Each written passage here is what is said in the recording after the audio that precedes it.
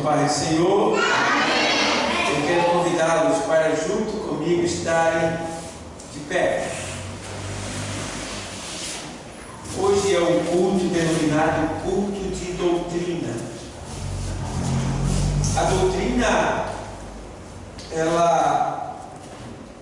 ainda existe um trauma sobre a palavra doutrina na igreja. Até porque a gente da Assembleia de Deus denomina esse culto como culto de doutrina, mas nós temos entendimento e podemos afirmar que todo culto ele é doutrina, tá bom? É porque nesse culto aqui a gente procura frisar mais as coisas do reino, as coisas pessoais, ou seja, as coisas que diz respeito ao bom comportamento cristão, da igreja no local, na atualidade. Mas toda vez que se está ministrando a palavra, você está doutrinando. O que é doutrina? Doutrina é um conjunto de normas inquestionáveis. O que é doutrina?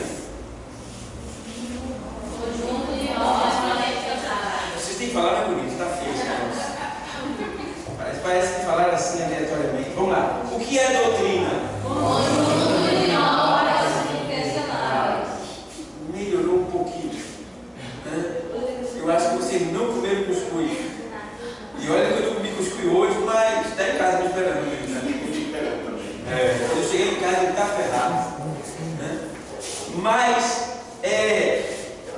a doutrina é isso, pessoal. É um conjunto de normas inquestionáveis. Ou seja, a Bíblia é esse conjunto de normas inquestionáveis. Por que inquestionáveis? Porque o que Deus falou está falado. Deus erra? Não. Por isso que Ele falou, está falado, porque Ele não erra. É isso. Então, a gente vai ler aqui no livro, ou melhor dizendo, livro não, eu estou errando. Nós vamos ler uma carta do apóstolo Paulo aos Tessalonicenses, melhor dizendo, a segunda carta do apóstolo Paulo aos Tessalonicenses, capítulo de número 2.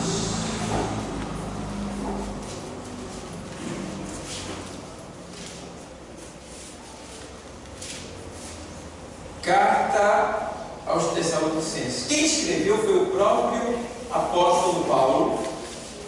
E o tema desta carta ele escreveu sobre a volta de Cristo, a preparação para a volta de Cristo. E ele escreveu essa carta no ano 51 e concluiu ela no ano 52 depois de Cristo. E ele escreveu essa epístola com o propósito de alertar os irmãos acerca dos cuidados da vinda do Senhor, ou seja, para a vinda do Senhor. 2:13. O texto diz assim: mas devemos sempre dar graças a Deus por vós, irmãos amados do Senhor, por vos ter Deus elegido desde o princípio para a salvação em santificação do Espírito e fé da verdade. Bem, vocês podem sentar.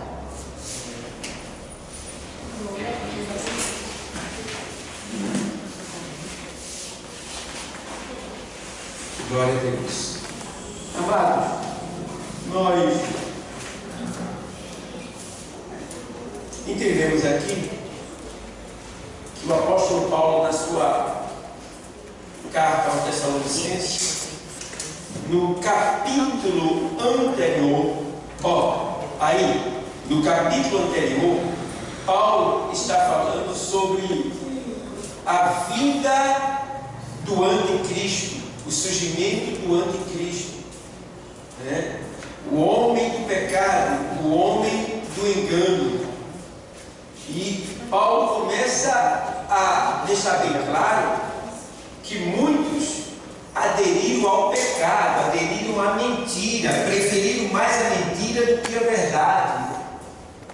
E agora, nesse versículo, ele começa a deixar bem claro uma coisa, que nós somos escolhidos de Deus.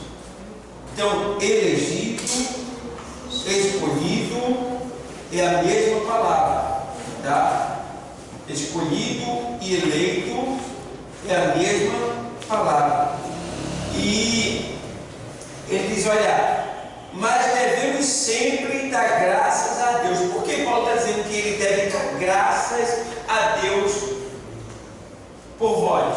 Porque aquele grupo a quem ele estava falando era um grupo que não tinha se deixado corromper pela mentira, não tinha se desviado do querer de Deus. E você sabe, né, que na igreja tem muitas pessoas que são fiéis, que são sinceras, que são obedientes, que procuram cumprir à risca todos os princípios bíblicos, ainda que seja falho, mas ele tenta cumprir. E existem aqueles que eles estão aqui na igreja simplesmente por estar. Alguns vêm porque não tem para onde ir, outros vêm porque às vezes, né, para quem não tem nada a fazer aqui, parece ser divertido. E quem sabe Deus me dá uma bênção.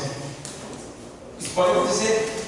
Então, aqui o apóstolo está dizendo, nós damos graça por vós, porque vocês têm demonstrado um verdadeiro testemunho cristão. Ó, irmão, é tão importante quando você tem um testemunho cristão, porque veja bem, ter um testemunho cristão é tão lucrativo, que tem pessoas que fingem ser crentes, que andam com a Bíblia, que até vêm para a igreja, para quê? Para obter proveito, para poder ganhar alguma coisa em cima disso. Então, você vê como é lucrativo ser cristão. Mas nós não estamos aqui pela questão lucrativa. Nós estamos aqui porque nós sentimos que Deus verdadeiramente nos escolheu antes que nós tivéssemos nascido. Ele nos escolheu antes de todas as coisas. Ei, Silvio, entende uma coisa? Quando nada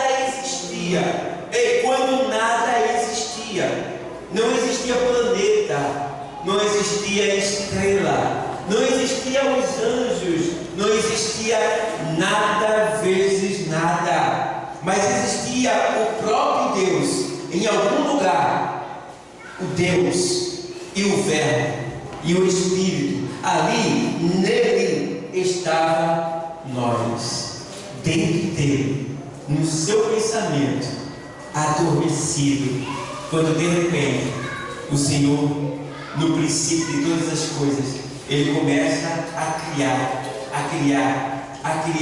e ele já tinha um projeto para nós, já tinha projetado. Ele disse, olha, dentro de mim está José. Ela vai nascer e ela vai me servir lá embaixo. Ela vai ser uma dirigente da minha igreja, do grupo Mulheres Prudentes. Vê bem, não é que ele fez isso designando ela obrigatoriamente, não. Ela nasceu, mas teve um preço para ela vir para cá, para ele trazer ela para cá. Mas por que ele já designou ela de lá, do princípio, antes de todas as coisas? Porque ele já sabia que quando ele enviasse a sua palavra, ela iria receber, atender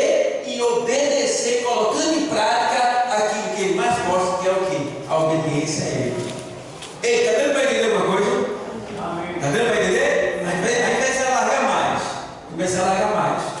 Então cada um de nós teve esse privilégio. Nós estávamos em Deus. E lá dentro dele, ele já sentia, ele já via, ele já designava tudo para a nossa vida. Tudo. E não só nós, mas até os que se perderam, até os que são maus, estava nele. E ele via tudo, mas ele não volta atrás do que ele faz. Ele é perfeito. Cada um decide o que quer da sua vida. Nós decidimos estar aqui. Nós decidimos aceitar a Cristo. Então eu quero falar nesta noite um pouco sobre o fato de que nós fomos escolhidos para o que você foi escolhido? Para que você foi escolhido? Então a gente vê nesse texto quando ele diz, mas devemos sempre dar graça a Deus por vós, irmãos amados do Senhor. Olha o privilégio. Nós somos irmãos de quem? Amados do Senhor. Amados do Senhor. Ei, irmãos amados do Senhor. Antigamente eu dizia assim, eu sou filho de Deus. E eu ainda ouço alguém dizer assim, eu sou filho de Deus. Não, Deus só tem um filho, e o nome dele se chama Jesus. Agora, através desse filho, chamado Jesus, quando nós o recebemos, nós nos tornamos irmãos de Cristo e filhos de Deus por adoção. Mas eu gosto que ele não faz exceção. Na medida que ele recebe o filho dele como Senhor e nos tornamos irmão dele, nós também somos co-participantes de tudo aquilo que ele vai herdar do seu pai, Deus. Então vê bem, eu mostrei aqui, todos não estavam, mas eu mostrei aqui o lugar para onde vai na escola, na aula de número 54, quando eu mostrei o vídeo, né? Os planetas, galáxias. Então eu mostrei. Então, eu mostrei o tamanho. Quer dizer, eu não mostrei o tamanho. Eu mostrei apenas um pensamento do tamanho do que a gente vai herdar. Porque o que eu vejo hoje não é o que eu verei amanhã no que diz respeito ao futuro e à eternidade. Por quê? Porque no céu nada se repete, tudo é novo. Então, eu não posso nem dizer o tamanho da tua riqueza nem da minha hoje, porque hoje eu posso dizer, mas amanhã ela não será a mesma. Tudo é novo, tudo se multiplica, tudo é incrível como as coisas se alinham lá em cima. E como também as coisas é rápido. Ei, vê só o mistério. Eu estou aqui. A Bíblia diz que quando o Senhor voltar, na minha forma de pensar assim, puxa, o juízo final, todos os ímpios vão ressuscitar. Todos os ímpios vão ressuscitar. Quantos ímpios existem?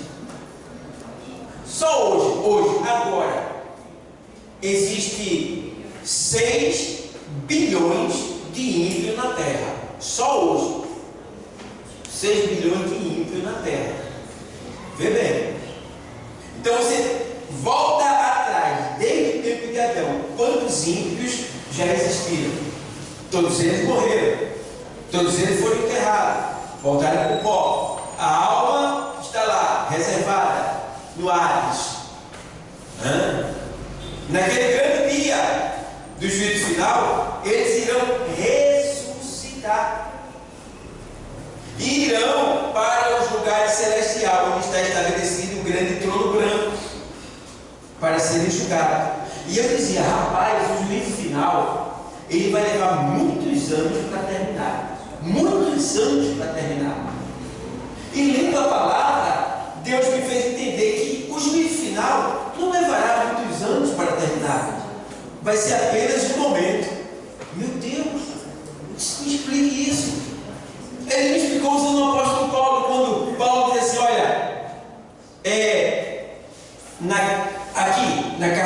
Tessalonicenses, na primeira carta, no capítulo número 4. Primeira carta, aqui mesmo, na primeira carta de Tessalonicenses, 4,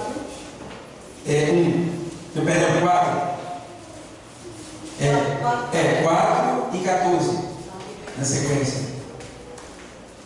Eu vou ler,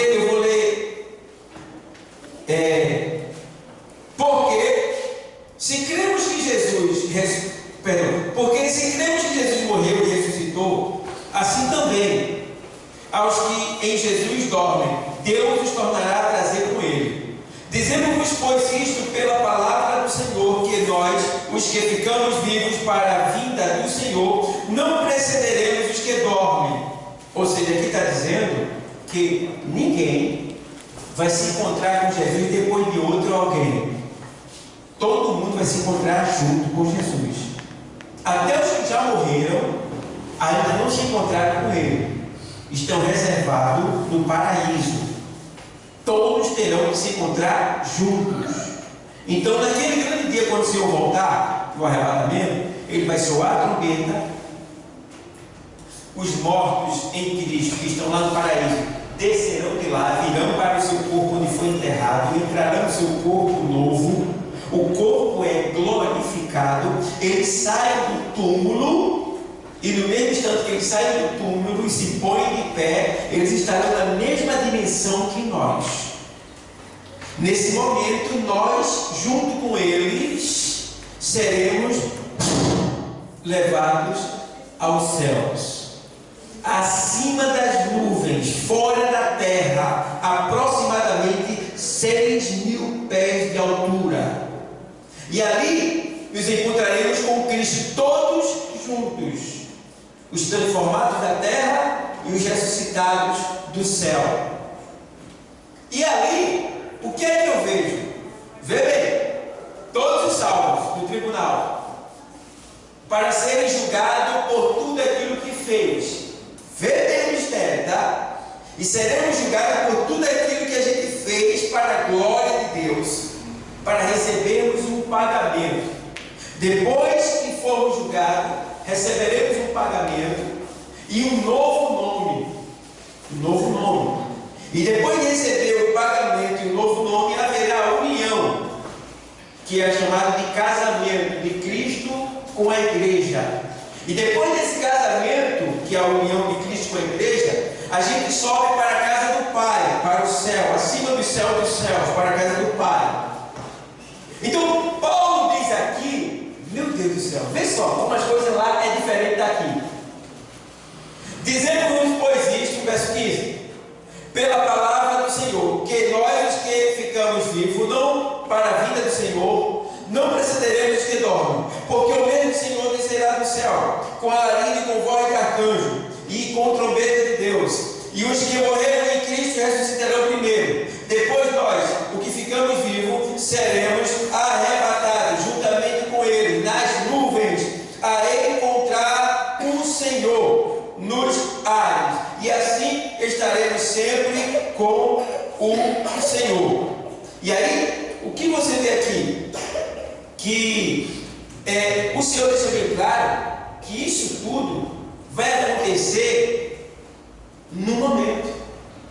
O arrebatamento, a transformação do corpo, o julgamento das nossas obras, o casamento e a subida para o céu vai ser num momento.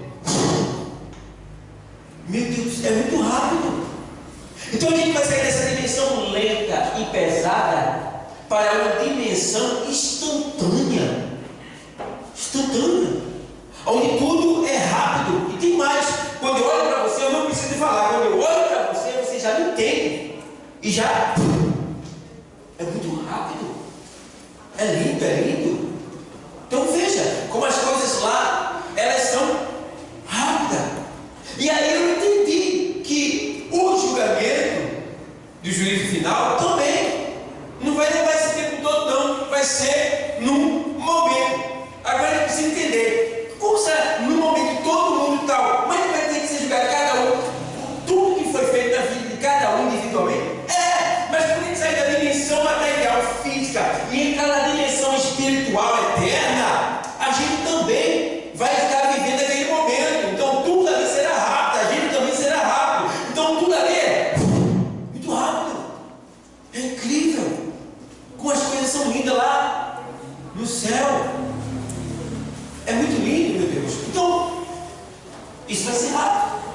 E alguns chegam a dizer que é como um piscar de olho.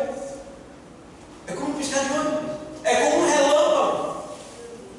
Então, é muito rápido. Então, a gente vê aqui que nós fomos escolhidos para desfrutar dessas bênçãos que Deus tem guardado para cada um de nós. Vê bem. Então, voltando para o texto lido, 2 e 13, quando Paulo diz assim: mas devemos sempre dar graças a Deus por vós, irmãos, amados do Senhor, por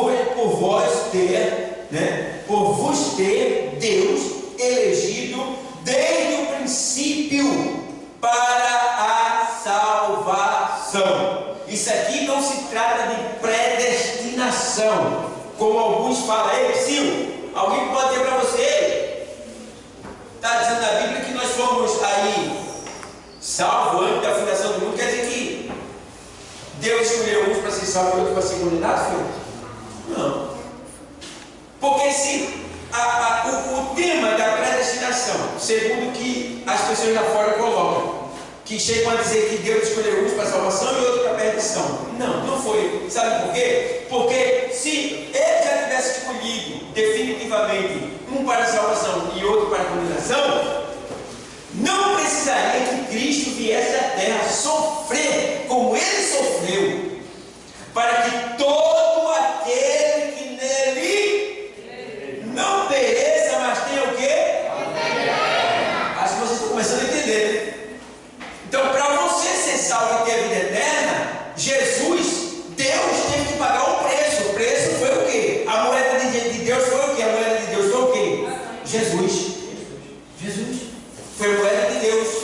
E o preço de Jesus foi o sangue. E o sangue é a vida. Então, toda vez que se falar no sangue, pense na vida. A vida de Cristo simboliza a vida. Então, entende bem que ele está deixando bem claro aqui que houve um preço. Então, não há uma predestinação da maneira que se fala lá fora, que um foi escolhido para ser condenado e outro foi escolhido para ser salvo. Não. Mas por que o texto está dizendo que ele nos escolheu antes de todas as coisas e nos elegeu? Por quê? Mas ele está falando no sentido de que Deus é Deus e Ele conhece todas as coisas, sabe tudo que vai acontecer, e na sua presciência Ele já via você aqui hoje, como da mesma maneira que Ele já via nós aqui hoje, aqui Ele já nos vê lá agora, nesse momento, com Ele gozando. Entende bem? Não é história do pastor Dalgo. Aqui lá no livro de Provérbios, já li algumas vezes isso para vocês aqui, e torno a ler, no livro de Provérbios aqui do sábio Salomão, no verso 9, que fala sobre a sabedoria de Deus. Essa sabedoria aqui, claro, é Jesus, é a palavra de Deus.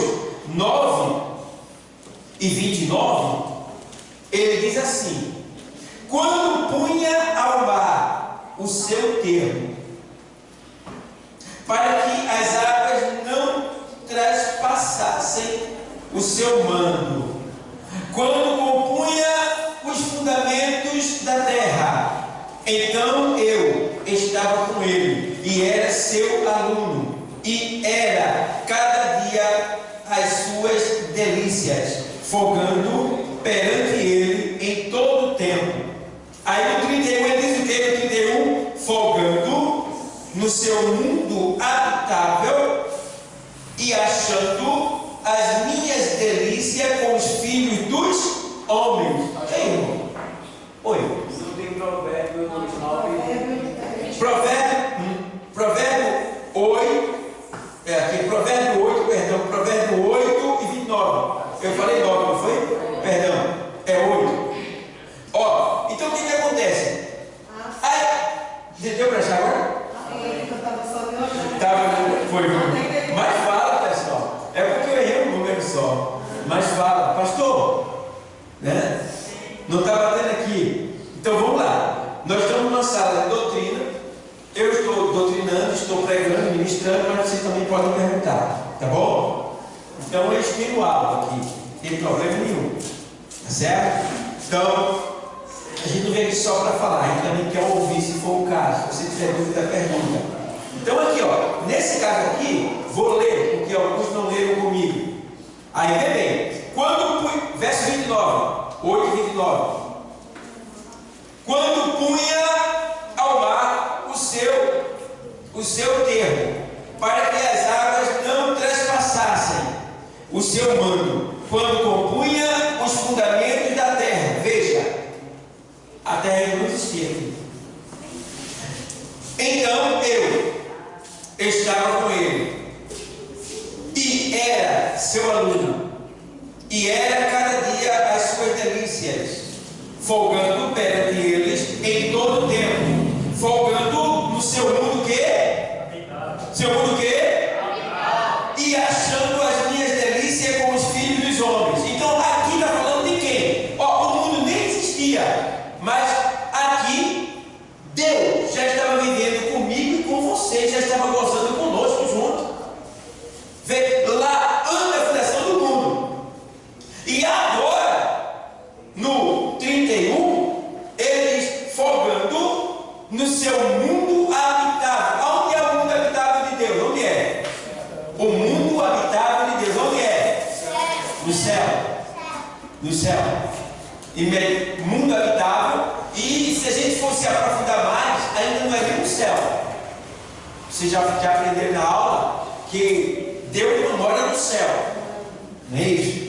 Porque no princípio criou Deus os céus e a terra. Se ele criou o céu, como é que ele morava antes?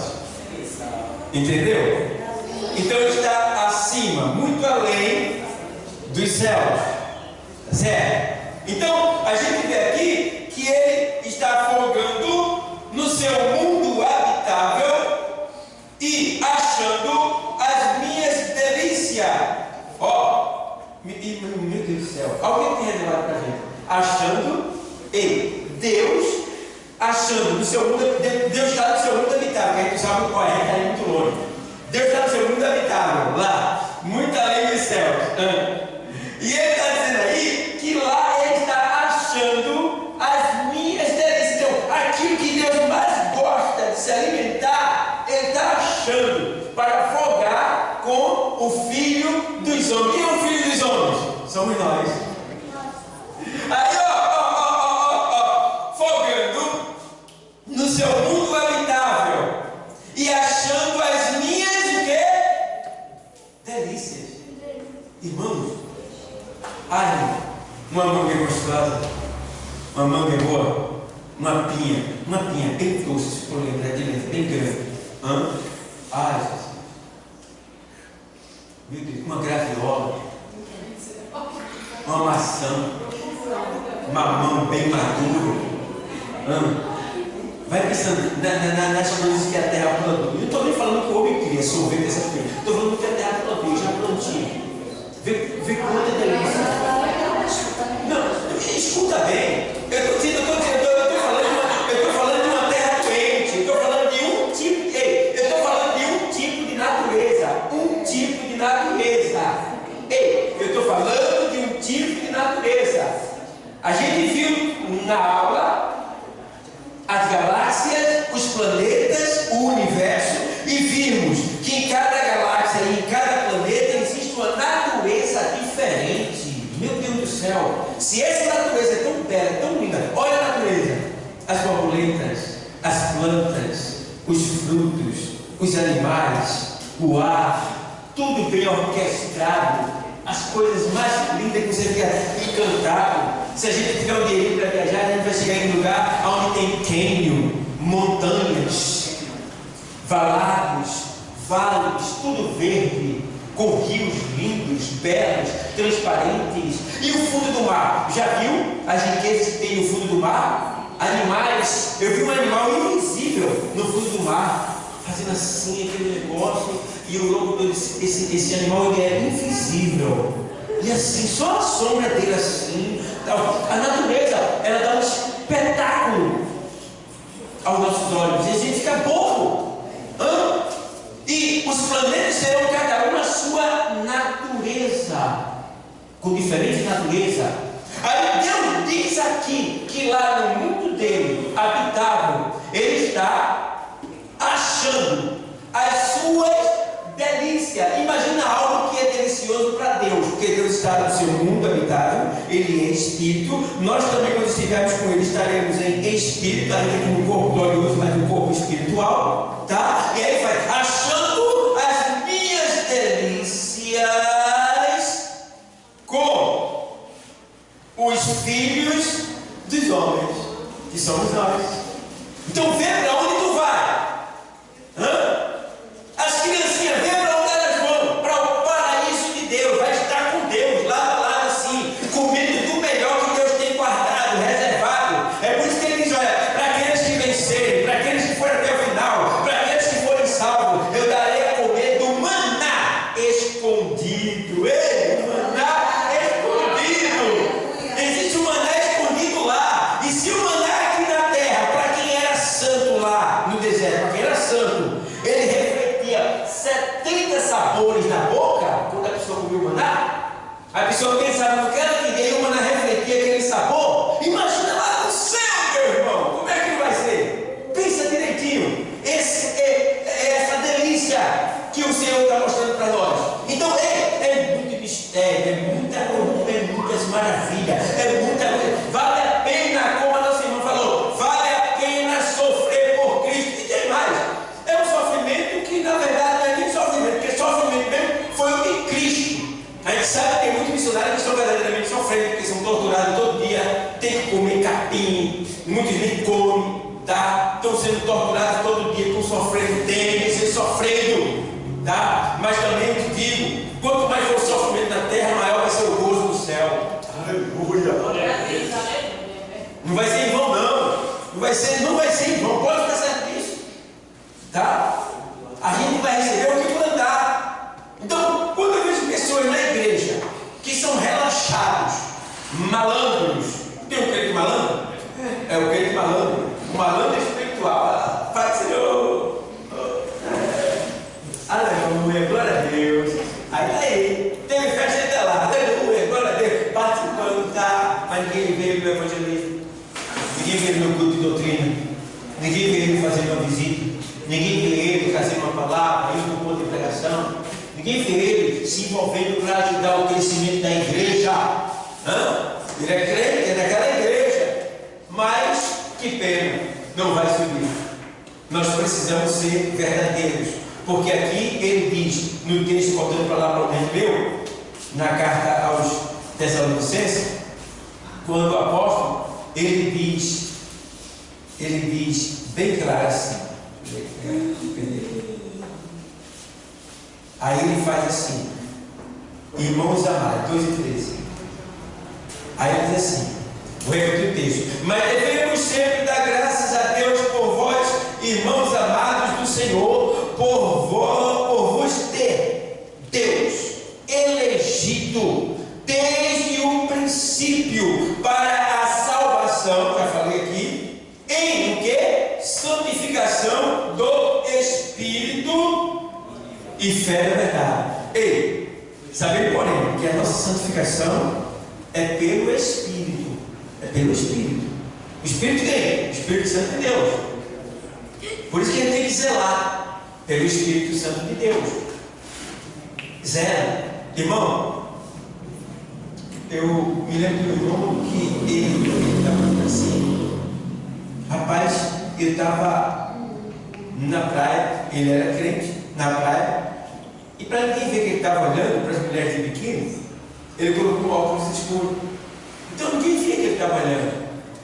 Mas aí ele entendeu que ninguém via que ele estava olhando, mas o Espírito de Deus que estava dentro dele via tudo, sabia de tudo. Não tinha como ele se esconder.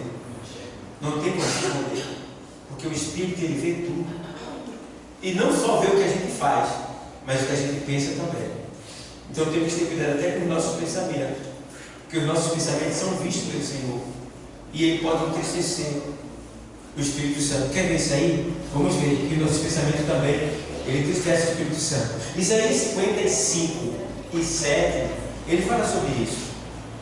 Né? No 6 ele diz: buscar o Senhor, e no 7 e deixe o ímpio os seus pensamentos malignos e se converta ao Senhor.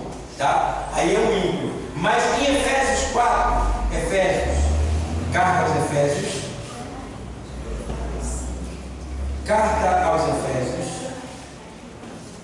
4 e 29, ele diz assim: não saia da vossa boca nenhuma palavra, o quê? O quê? Torpe. O que é a palavra torpe? Palavra podre, pornografia. Torpe aqui é podre, pornografia, imundícia. Não saia da vossa boca nenhuma palavra torpe, né? Às vezes eu fico vendo lá no sul, o pessoal tem medo de mesmo nas pregações, é o costume do local, né? Mas não entra em mim, porque ele faz assim: Jesus disse, rapaz, aqui é metade de uma pornografia, só falta completar. Então é melhor a gente evitar, para não se escandalizar. Então, está vigilando, porque às vezes surge alguns modismos, né? Alguns comportamentos que alguns da igreja começam a pegar, a querer seguir. Mas nós temos uma linguagem, a nossa linguagem é linguagem santa. Nós somos um povo santo, tá? E aí ele faz: não sai da vossa boca nenhuma palavra torpe, mas só a que for o quê? Boa. Para o quê? Promover a edificação, para que dê graça aos que a ouvem. Então, irmão, toda palavra que é maldita, toda palavra que denigre, que desconstrói, que defama, toda palavra que é assim, eu não devo falar, porque eu vou estar, em vez de construir, eu vou estar destruindo. E o Senhor disse: quem comigo não ajunta, espalha. Então, a gente tem que juntar e não espalhar. Infelizmente, ainda tem alguns irmãos, algumas pessoas dentro da igreja que colocam outros para fora. Ele não sai, ela não sai, mas semeia o outro ao ponto do outro se entristecer e dizer: eu vou embora dessa igreja. E ele vai ficando, e vai botando para fora, e vai botando para fora, e não sabe, e ele está ficando, mas também ele está indo para o inferno. Que essa é uma coisa que Deus odeia, é irmão que semeia contenda entre irmãos. Olha, irmão, Provérbios 6 e 16, abre lá e guarda isso no teu coração.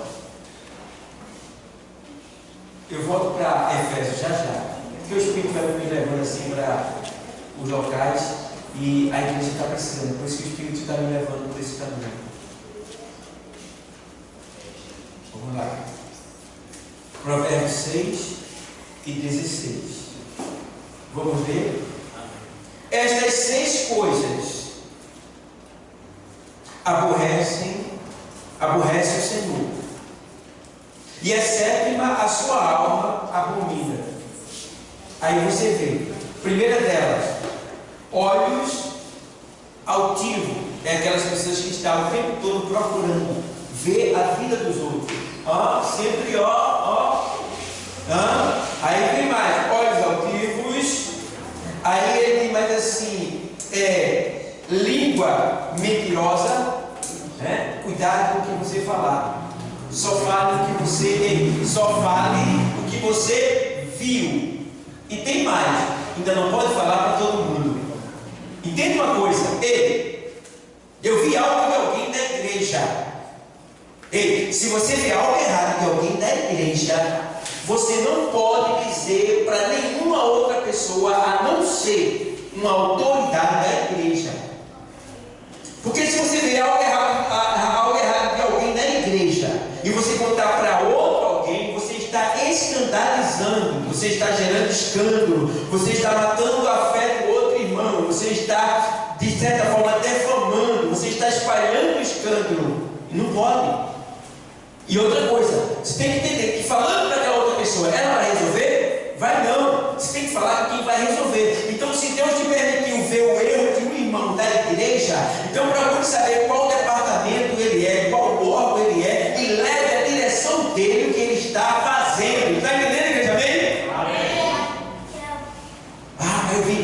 fulano chegando falando isso. Rapaz, que coisa errada. Foi o quê, rapaz? Rapaz, fulano disse que que ele estava assim, olha para aí. Aí começa. Aí está todo mundo sob maldição. Não vai subir nenhum desses. Temos que ter cuidado. Então, se errou, foi de jovem, diz para ninguém, tá? Presbítero Cícero. Tá? Se errou, foi das mulheres dele, você não pode ter para ninguém. Nem para alguma componente do órgão. Tem que ser a dirigente. Se alguém da igreja que não fez parte do meu órgão, leve a direção da igreja. Pode ser o presbítero e pode ser o pastor. Não pode, irmão. O negócio é tão sério que você não pode nem dizer ao auxiliar e nem ao diácono. Olha para aí. Tem que levar logo ao cabeça, dirigente da congregação, quando o assunto de respeito aos congregados, aos órgãos de respeito às dirigentes, a igreja, os congregados, de respeito à direção da igreja. Porque infelizmente, irmão, tem obreiro que não é digno da posição que exerce, não. Auxiliar, diácono, presbítero, evangelista, pastor. Tem muitos que não são dignos da confiança que receberam do Senhor. Não são de confiança. Já vi muitos escândalos. Tá? Então você precisa saber, analisar bem. E ter sabedoria de como administrar aquilo que Deus te mostrou. Então, entende bem. Assunto da igreja de respeito à direção da igreja, o presbítero e o pastor. Assunto do órgão de respeito a quem?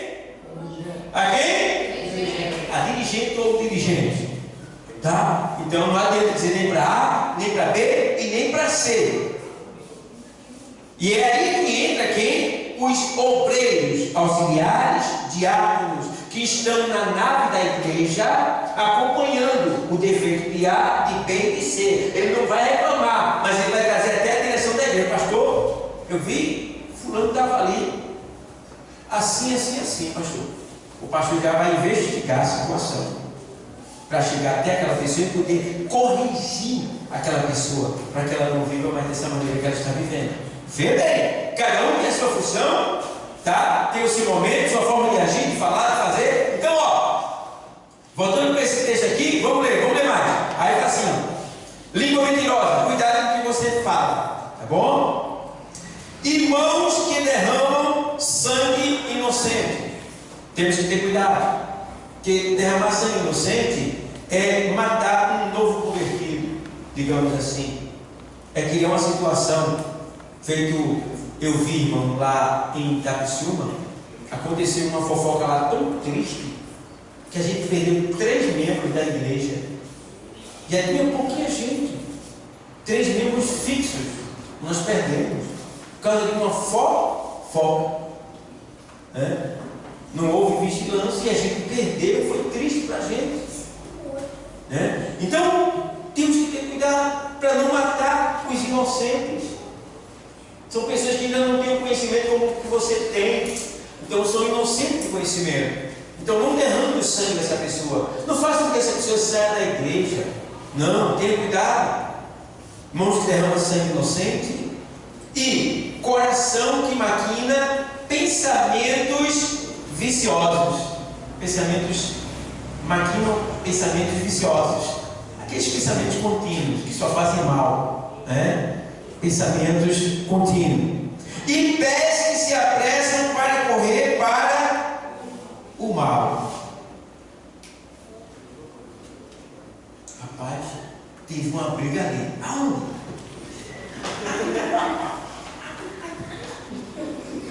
Para que vai fazer o que lá?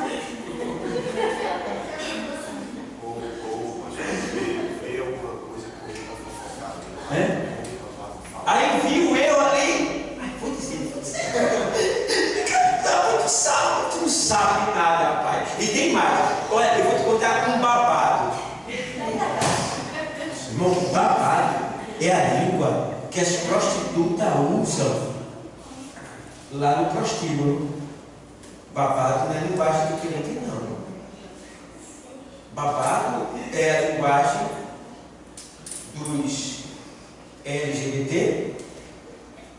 e das prostitutas. E cuidado para, já que você está falando babado, não fazer assim, ó. Cuidado. Senão daqui a pouco vai até estar falando também, eu roda, vai. E ainda bate palma. E agora? Aí já não é mais evangélico, aí é macumbeiro evangélico. Tem que ter cuidado. Então, que se apressam para correr para o mal. Agora vê a sétima. E testemunhas falsas que proferem mentiras e os que semeiam contenda entre irmãos. Semeou contenda entre irmãos. Esse aí Deus odeia. Está na igreja, mas vai para o inferno. Porque ele matou aquele que Jesus morreu na cruz para salvar. Está aí. Botou para o mundo, irmão. Então temos que ter cuidado. Cuidado. Tá? Botar para Efésios 9, Efésios 4. Texto que eu tinha lido lá, carta aos Efésios. Vamos lá. 29. Não sai da nossa boca nenhuma palavra torpe, mas só que for boa para promover a edificação e para que dê graça aos que a ouvem. 30. E não entristeçais o quê? Espírito Santo, No qual está selado para o dia da redenção. Então você tem uma marca, você tem um selo, você já está escolhido, eleito, marcado. O passaporte já está em você para o dia da redenção. Qual é o dia da redenção? É o dia do arrebatamento, é quando o nosso corpo ele é rendido. Redenção é a transformação do corpo. É quando esse corpo do pecado é transformado no corpo glorioso. Ei, Sil, vamos lá. Aí faz, ó. Aí o corpo é selado para o dia da redenção. Toda amargura e ira e cólera e gritaria e blasfêmia e toda malícia. Malícia é acúmulo de pensamentos malignos na cabeça. Acúmulo. Se o pensamento for ruim, tira ele, joga fora, cospe fora, lança fora. Não fica com ele. Acúmulo de malícia. E toda malícia seja tirada de entre vós. Seja tirada. Malícia. Cuidado. Malícia é o acúmulo de pensamentos malignos. Se o pensamento é maligno, cuidado, se despoje dele, porque Deus falando usando o profeta Jeremias no capítulo 17, verso 10, ele diz: eu sondo, eu esquadrinho o coração e sondo os pensamentos, desígnios, e isso para dar a cada um segundo o fruto das suas ações. Então tenha cuidado com os seus pensamentos, tá bom? Então, ó, como será belo aquele momento de irmos para a glória? Somos santos e irrepreensíveis perante Ele, ou seja, o Senhor nos escolheu para a santificação do Espírito e também voltou o que? Eu falar a verdade, não foi? Voltou a falar a verdade. Aqui, ó. Porque ele fala santificação do Espírito e fé da verdade. Porque, como eu falei anteriormente, Paulo estava falando daqueles que preferiam mais a mentira do que a verdade, no verso anterior. Então, aqui ele estava dizendo: olha, então vocês estão sendo santificados pelo Espírito e pela fé na verdade. Fé na verdade é a fé em Cristo, é a fé que não há mistura. E eu lembro que ele também, em Efésios 1 e 4, ele também nos escolheu para que nós fôssemos santos e irrepreensíveis. Aos Efésios 1 e 4, o texto diz assim, vou ler para você, 1 e 4 da carta aos Efésios. Ó. Como também nos elegeu nele antes da fundação do para que fôssemos santos, quer dizer, separados do pecado, e irrepreensíveis diante dele em caridade, que quer dizer em amor. Irrepreensível, o que é irrepreensível? pessoa que você olha para ela e não vê nela culpa alguma, não vê nela nenhum motivo para reclamar, para repreendê-la. Então essa é uma pessoa irrepreensível, certo? Então a gente precisa ter esse cuidado, porque Ele nos elegeu nele, antes de todas as coisas, para que nós fôssemos irrepreensíveis diante da sociedade que nós vivemos. E também Ele deixa bem claro que nós fomos escolhidos também para anunciar a virtude de Cristo. 1 de Pedro 2,9. 1 de Pedro 2,9.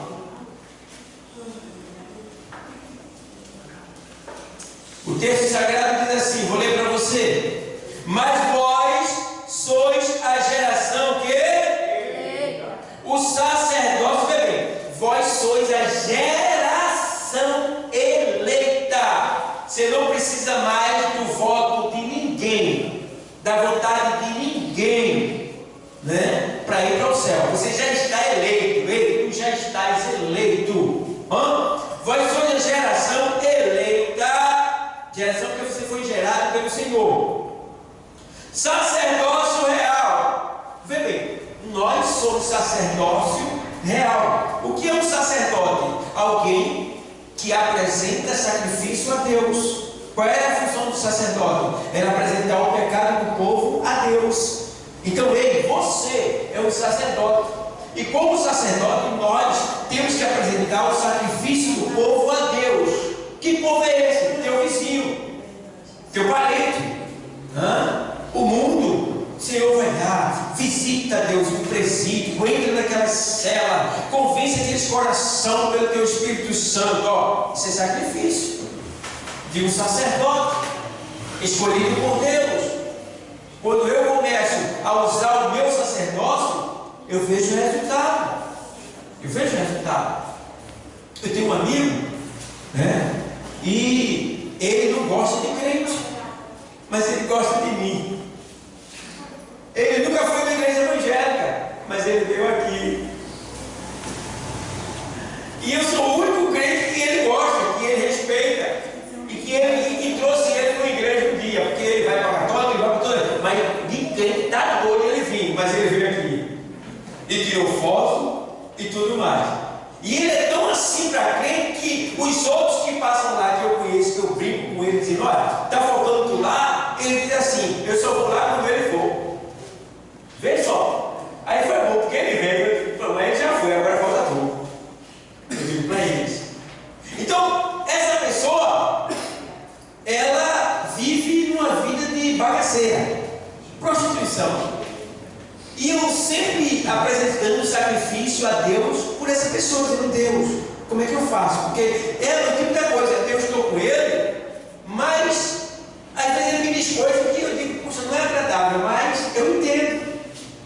Eu tenho que ganhar ele de alguma maneira. Às vezes ele tem que mostrar a bagaceira dele. Eu digo: eu vejo lá a bagaceira e eu digo: tu sabe que Jesus fica meio triste com essa bagaceira. Aí ele começa a rir. Aí uma vez eu vi a aula dele falando para mim. Aí a aula dele falou para mim uma vez, digo assim, em muitas palavras que ele dava, mas dentre elas, uma delas ele disse assim: Dalton, eu tenho vontade de parar, mas é porque o mundo é tão. Eu disse: eita, ele tem vontade de parar. Então lá dentro tem um tribunalzinho dentro dele que está dizendo: olha, de que aí que ele vai trabalhar. Então, ele foi lá para o rapaz. Eu digo: tu sabe que Deus não gosta dessas cachorradas que tu está fazendo, né? Tu sabe que Deus não se agrada dessas coisas, que tu é muito especial, está sempre. Aí, pela misericórdia, eu não sei como é que foi, ele conseguiu uma mulher lá no estado aí, que eu vou falar por questão de ética. E, irmão, essa mulher conseguiu acertar na veia do coração dele, porque ele deixou as outras 10 que ele tinha e só liga para essa. Eu digo: ô glória. Aí já me apresentou ela, e eu me disse assim: eu vou fazer teu casamento. Ele disse: eu sou crente, não, de casar não. Ele disse assim: então me leva para o casamento, aguenta essa minha esposa. Digo: vai ter casamento aí. Tu está mudando completamente. E está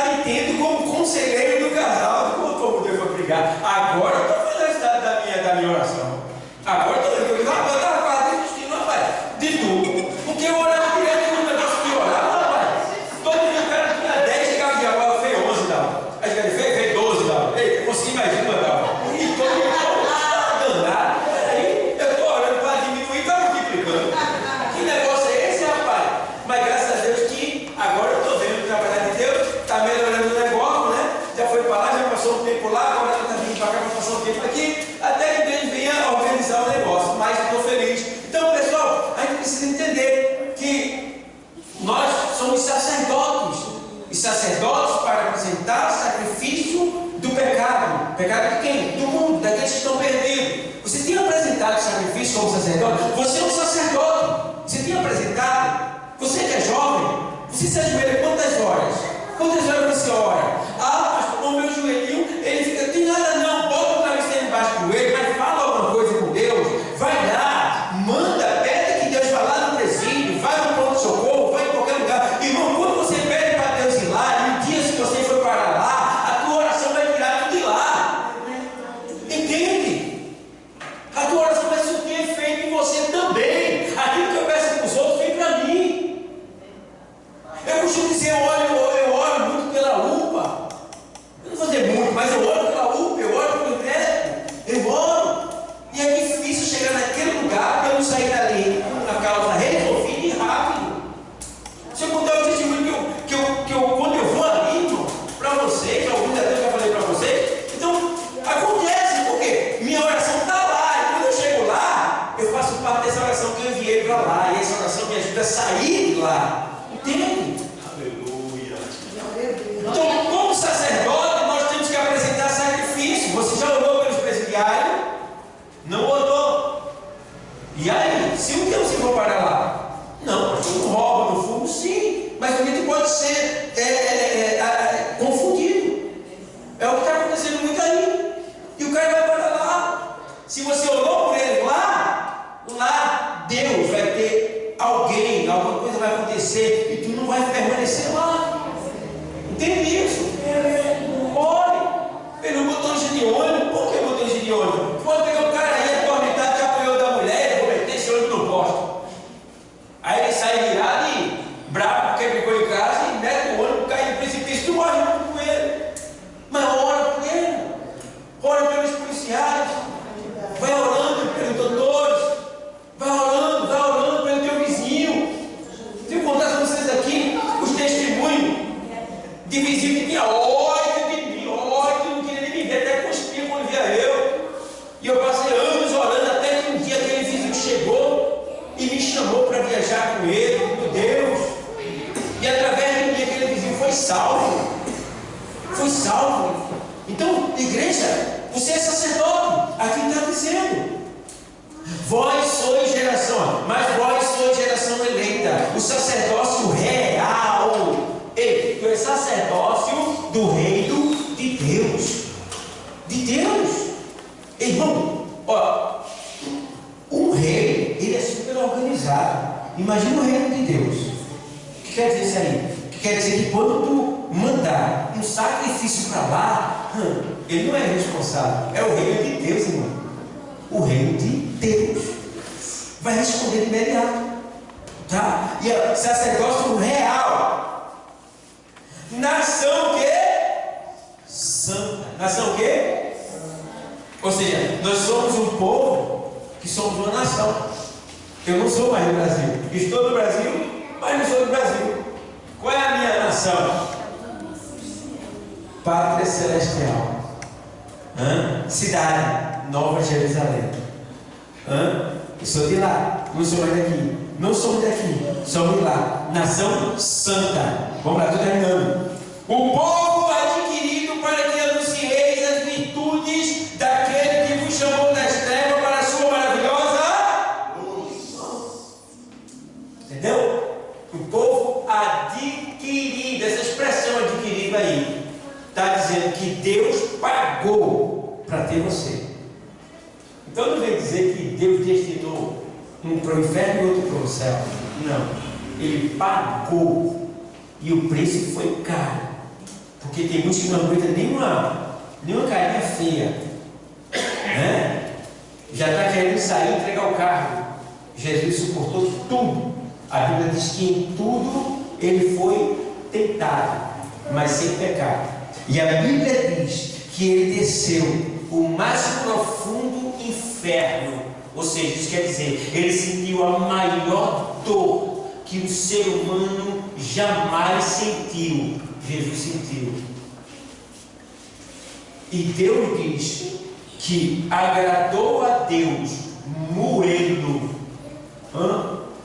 e foi para o inferno em dor no nosso lugar. Então, irmão, o que ficou para a gente é suco de laranja. Dá para suportar, dá para aguentar, perdoa, ama, porque daqui a pouco Jesus diz: